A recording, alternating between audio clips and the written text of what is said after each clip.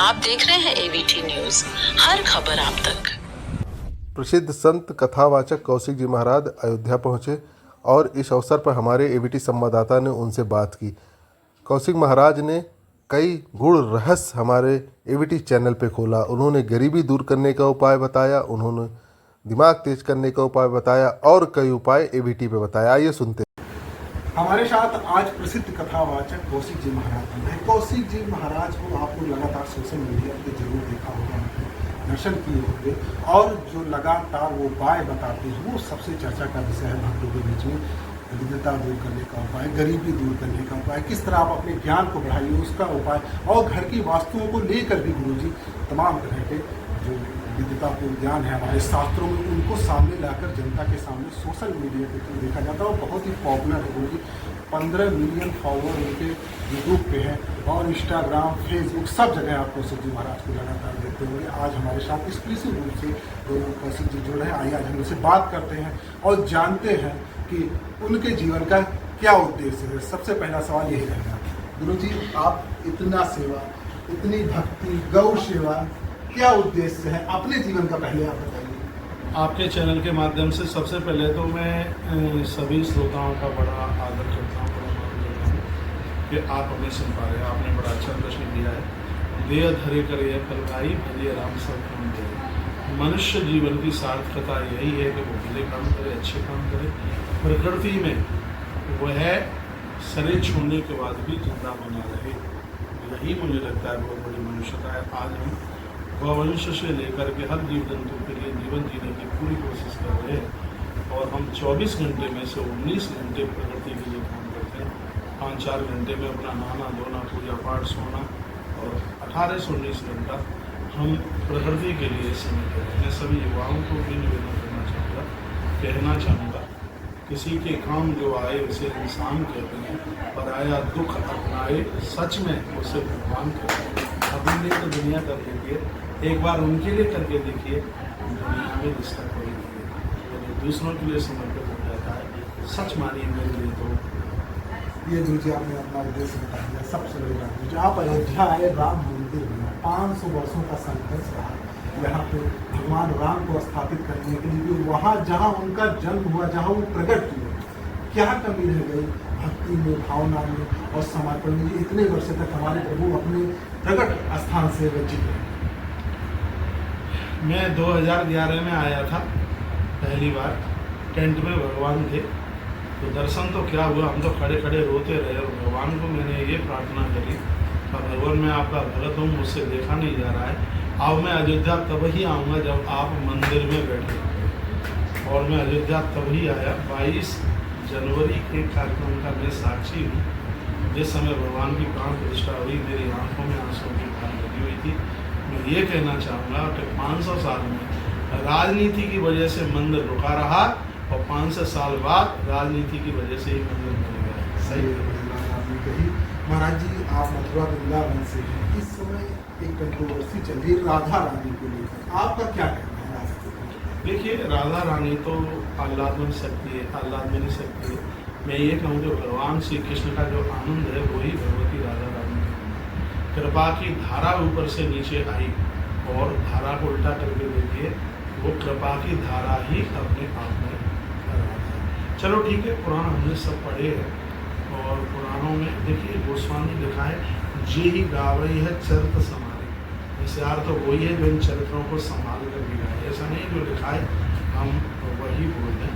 तो मैं जो राधा रानी को लेकर के जो चल रहे हैं, मैं उसके ऊपर जो इतनी बातें हो रही हैं, मैं उनको बस यही कहना चाहूँगा, भगवती राधा रानी भगवान कृष्ण की थी, भगवान कृष्ण की है और भगवान कृष्ण की।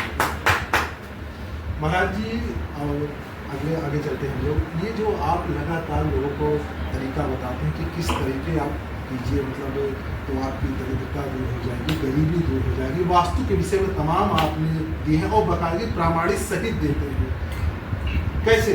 देखिए, सबसे ज़्यादा वास्तु के बारे में हमारे मत्स्य पुराण में लिखा है, बहुत ज़्यादा वर्णन है मत्स्य पुराण में वर्णन। देखो इतनी अच्छी बात लिखी है उसमें कहा है कि जब तक मकान की खिड़की, विंडो, गेट वगैरह नहीं लग जाते, रंग पेंट नहीं हो जाता, तब तक गृह प्रवेश नहीं।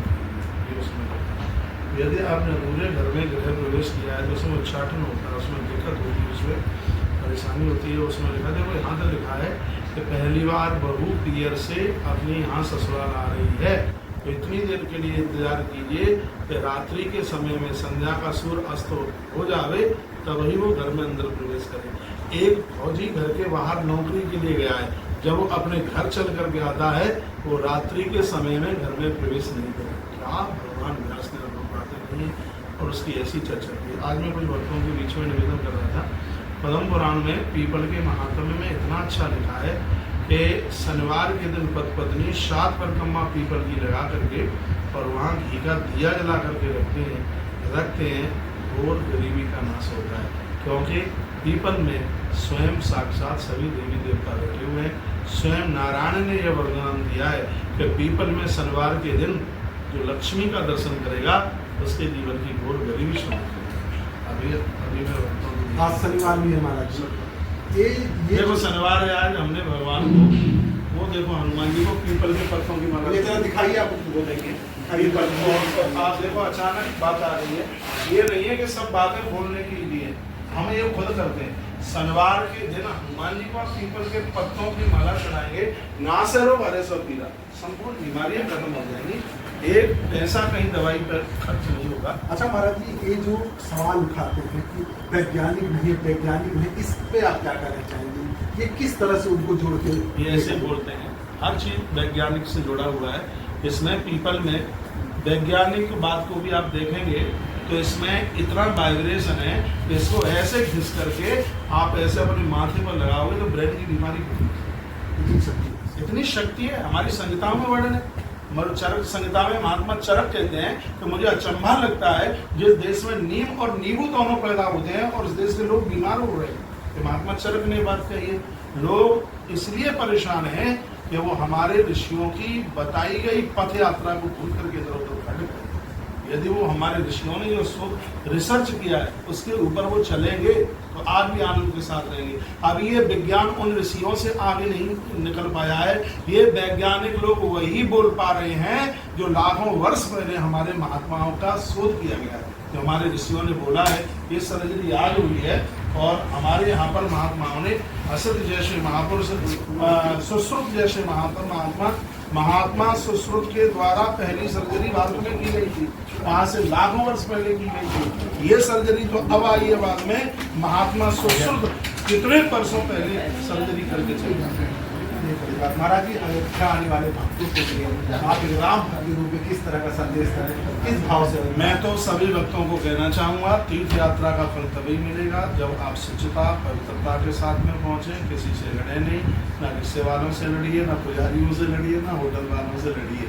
भगवान ने कृपा करी और यहाँ तक आप पहुँचे हैं तो तीर्थ में जाकर के तो 2 काम करो, भगवान का कीर्तन करो, भगवान की कथा सुनो और जहाँ मिल जाए वही भगवान की सेवा करो, तभी तीर्थ यात्रा करो। आप सरयू के किनारे चल करके आए हैं, कोट कल्प काशी बसे, मथुरा कल्प हजार, एक निमिष सरयू बसे, तुले न तुलसीदास। करोड़ों साल तक कोई काशी में, हजारों सालों तक मथुरा में रहे, उसका जितना पुण्य मिलता है, आंख का पलक ऊपर से नीचे गिरे, इतनी देर के लिए सरयू के किनारे बसा हुआ तीर्थ जहाँ पहुँच जाता है व्यक्ति को उतना ये गुरुजी बड़ी बात कही। तुलसीदास जी का दोहा हो रहा है, कोटि कल्प काशी बसे, मथुरा कल्प हजार, एक निमिष सरयू बसे, तुले न तुलसीदास। तो ये महिमा है अयोध्या की और ये महिमा है यहाँ के जो आने वाले भक्तों की। सबसे बड़ी बात है कौशिक जी महाराज ने हमसे जो बताया कि जो हमारे शास्त्र थे, जो हमारे पुराण थे, जो हमारे ऋषि मुनि लिख के गए हैं, अगर उन पे आप अमल करते हैं, उन बातों को मानते हैं तो आपके जीवन में समस्याएं नहीं आएंगी।